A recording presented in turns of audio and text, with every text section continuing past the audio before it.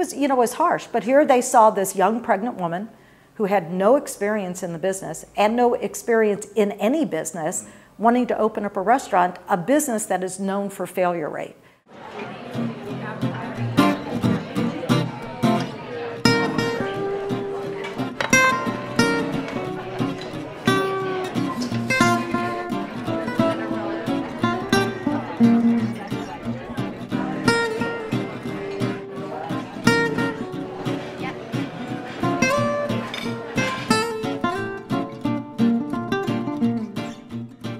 One of the things I'm most proud of is the fact that I opened a restaurant, and the restaurant's Cafe Patachou, so I still consider myself first and foremost to be the owner of Patachou as opposed to the president of some company that runs restaurants. We refer to 49th and Penn as the mothership.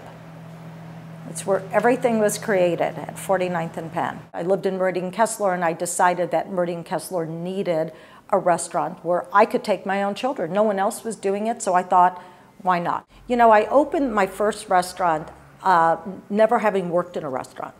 And I opened my first restaurant not knowing that I was pregnant with my third child. And I always say when I'm talking about those early days at the cafe that those two things alone were a complete recipe for disaster. But really, that honestly was what catapulted us. I was able to open a restaurant without any of the preconceived ideas and work habits that restaurants were using in the 80s. And I had to open a restaurant that worked for my young family. I wanted to be the person to pick them up at 3 o'clock when they got out of school, so it was a perfect way for me to do a breakfast and lunch restaurant. And it wasn't so much what we were serving, it was how we were doing it, where we made things from scratch. Restaurants had lost that. Kitchens were really just holding places for frozen product and processed products. People had gotten away from homemade items.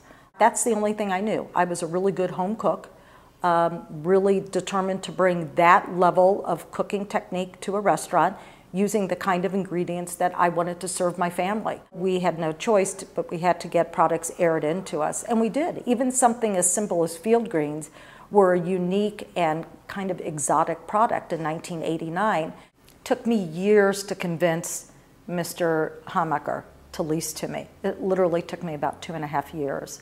I wore him down. I believe that persistence is one of those qualities that gets you far in life, and I was remarkably persistent with him. Took him food about once a week. My first menu probably had 6 items on it. It was very limited. I went to the bank and borrowed money. Even in 1989, $75,000 was not considered a lot of money to open a restaurant. And that had to pay for equipment, construction, inventory, training, all the print, everything. This is a story that probably should embarrass me, but I am happy to talk about it. The first restaurant had no dishwasher. So after day 2, we were busy from the very beginning. And after day 2, I called the restaurant, the kitchen designer, and I said, I've asked you before why we weren't putting a dishwasher, and you told me it wasn't necessary. Well, guess what? I was right. It was necessary. Why did you design this restaurant without a dishwasher? And his answer, this is an honest answer, his answer was, I did not want you to waste your money. Most restaurants fail within the first year, and I really don't think you're going to make it. I realized early on that treating customer, community, staff, and vendors needed to be done with respect because I needed the loyalty of all 4 of those things. We were open about 2 weeks, and on a Sunday I had my first offer from somebody to buy the restaurant. That's the honest God truth. And then of course once I got that offer, I was like, wow, maybe this was the right decision. Wow. I said no right away. But it's interesting. I gave birth to my restaurant at the same time I gave birth to my youngest child. Businesses go through phases just the way children do. And very much we had an infancy, then we went into the toddler years, then the preschool. Every stage that David went through, the company went through. He is now graduating from college, right?